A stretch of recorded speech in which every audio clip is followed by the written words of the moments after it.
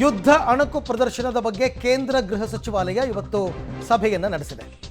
ಅಣಕು ಪ್ರದರ್ಶನದ ವೇಳೆ ಜನರಲ್ಲಿ ಜಾಗೃತಿಯನ್ನು ಮೂಡಿಸಬೇಕು, ಅದೇ ಉದ್ದೇಶ.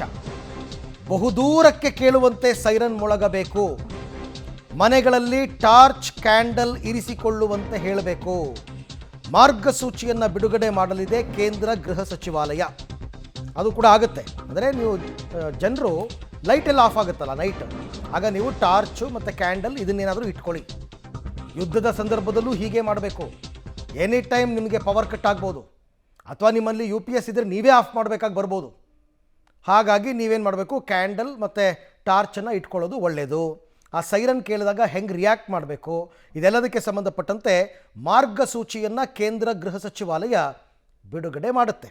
ಈ ಬಗ್ಗೆ ಮತ್ತಷ್ಟು ಮಾಹಿತಿ ನನ್ನ ಕೊಲೀಗ್ ಶಬೀರ್ ಅವರಿಂದ ಪಡ್ಕೊಳ್ಳೋಣ. ಶಬೀರ್, ಈಗ ಕೇಂದ್ರ ಗೃಹ ಸಚಿವಾಲಯದವರು ಯಾವಾಗ ಮಾರ್ಗಸೂಚಿಯನ್ನು ಬಿಡುಗಡೆ ಮಾಡಬಹುದು ಅಥವಾ ಮಾಡಿದಾರ, ಅದರ ಸಮ್ಮರಿ ಏನು ಅಂತ?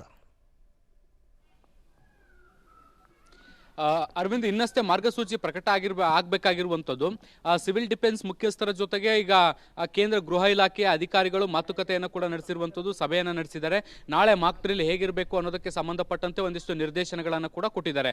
ಸೊ ಯಾವ್ಯಾವ ವಿಚಾರಗಳಿಗೆ ಸಂಬಂಧಪಟ್ಟಂತೆ ಜಾಗೃತಿಯನ್ನು ಮೂಡಿಸಬೇಕು ಅನ್ನುವಂತಹ ವಿಷಯಗಳೇನಿದ್ದಾವೆ ಅವುಗಳಿಗೆ ಸಂಬಂಧಪಟ್ಟಂತೆ ಶೀಘ್ರದಲ್ಲಿ ಮಾರ್ಗಸೂಚಿಯನ್ನು ಬಿಡುಗಡೆ ಮಾಡ್ತೀವಿ ಅಂತ ಹೇಳಿದ್ದಾರೆ. ಇವತ್ತು ಸಂಜೆಯ ಒಳಗಡೆ ಅದಕ್ಕೆ ಸಂಬಂಧಪಟ್ಟಂತೆ ಮಾರ್ಗಸೂಚಿಗಳು ಪ್ರಕಟ ಆಗುವಂಥ ಸಾಧ್ಯತೆಗಳು ಕೂಡ ಇದ್ದಾವೆ.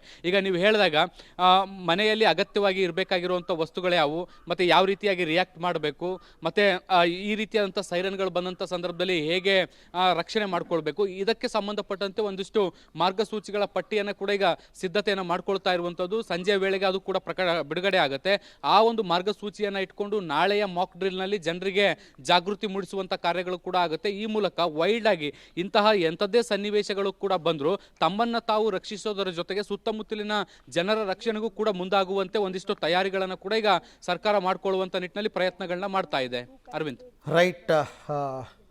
ಓಕೆ ಶಬೀರ್, ಥ್ಯಾಂಕ್ ಯು ತಮ್ಮೆಲ್ಲ ಮಾಹಿತಿಗಾಗಿ, ಧನ್ಯವಾದ.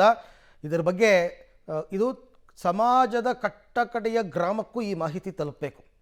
ಯಾಕೆಂದರೆ ಈಗಿನ ಯುದ್ಧಗಳೆಲ್ಲವೂ ಮ್ಯಾಕ್ಸಿಮಮ್ ಏರ್ ಸ್ಟ್ರೈಕ್ ಆಗಿರೋದ್ರಿಂದ ಅಯ್ಯೋ ಪಾಕಿಸ್ತಾನದವ್ರು ಇಲ್ಲಿ ಬರ್ತಾರಾ ಅಂತ ಅಂದ್ಕೊಳಕ್ಕೆ ಹೋಗಬೇಡಿ.